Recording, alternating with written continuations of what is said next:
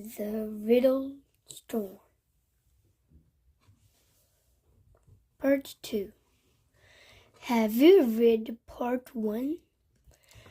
The Golden King looked at the children. His small eyes glinted and he snapped his long, thin fingers. "How do you want to die?" he asked. "We want to die of old age," said Hong. "Grr, that is the right answer," said the Golden King. "So I must let you go." He opened the door of the cage. "Brilliant," said Chip. "But how did you know the right answer?" "I don't know," said Hong. "I just did." "Let's find the next riddle," said T. "The Goblins still have the magic key," said Biff. "We must get it back."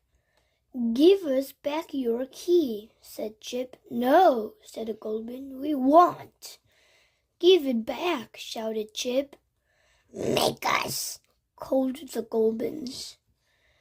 Hong had an idea. He spoke to the Golden King.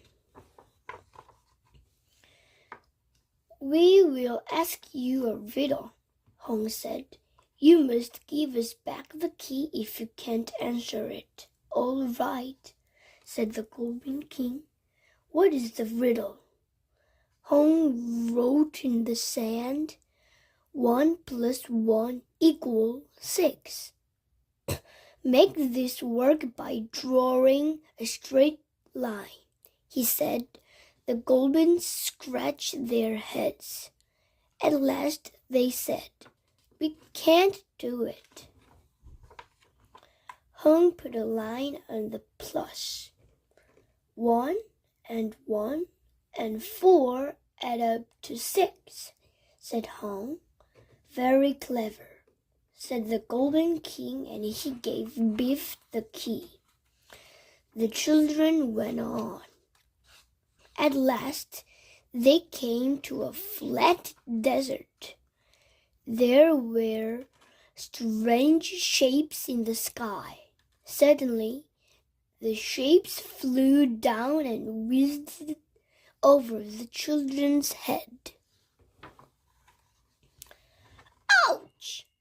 That one hit me," said T. The flying shapes were kites. The kites dived at the children.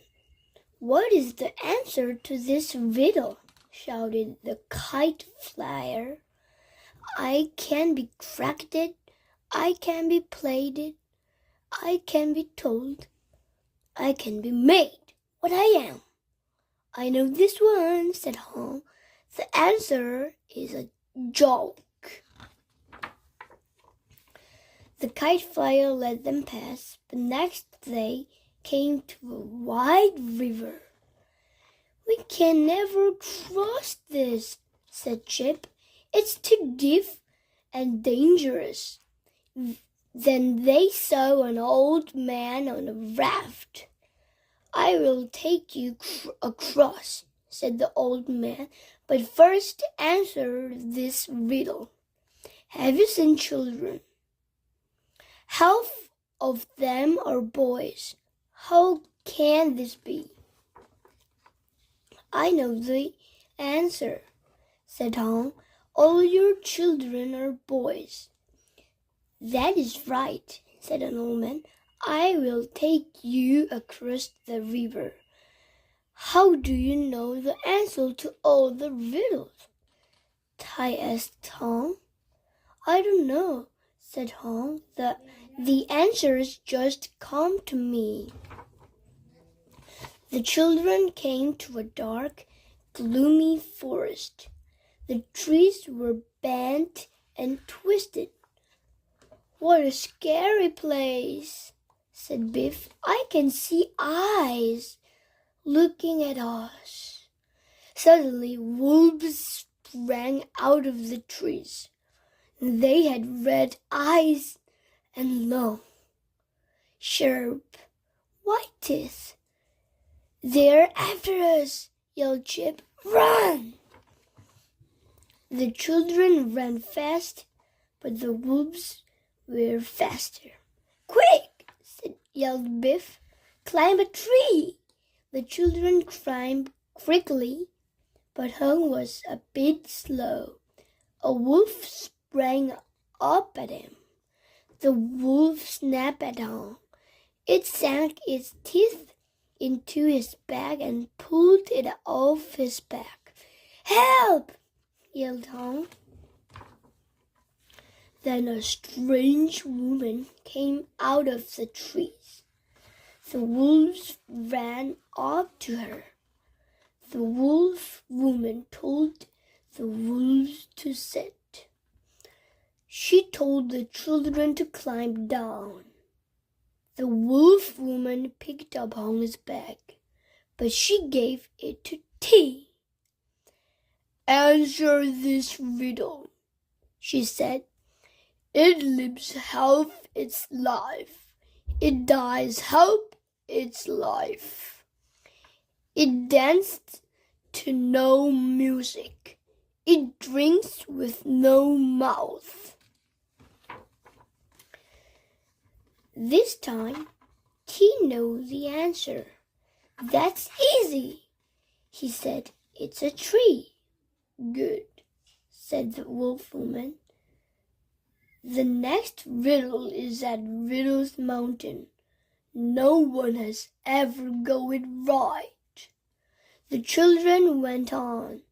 Then Biff said, "Hung has know the answers to all the riddles, but not the last one." "Why? I don't know," said Hung.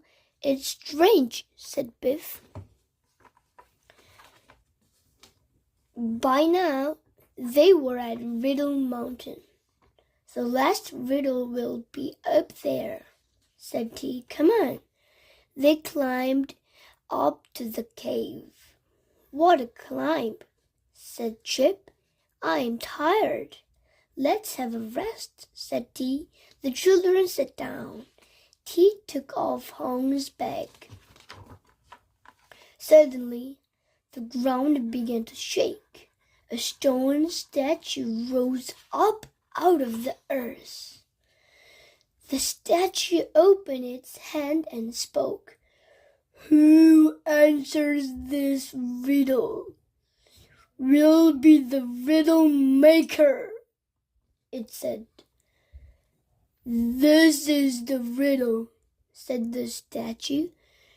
"If the answer I give is yes, but what I mean is no, then what is the question?" Everyone looked at Hong. "I don't know the answer," said Hong.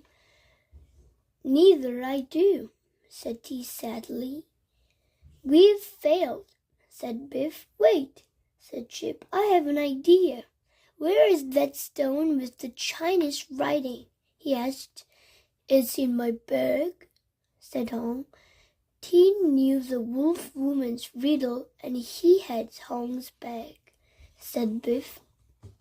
"Maybe whoever has the stone can answer riddles," said Chip. T took the stone out of the bag. "I know the answer to the question," he said. "It is to your mind." T put the stone in the statue's hand. "It is the right answer," said the statue. "You are the new riddle maker." Just then the magic key began to glow. The adventure was over. "So we knew the answer all along," said Chip. "It was on the stone." "Well, I didn't want to be the riddle maker," said Hong. "Did you?" "No," said Biff.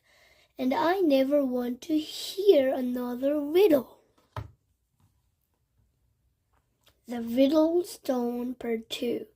Can the children get to Riddle Mountain and solve the hardest riddle of all?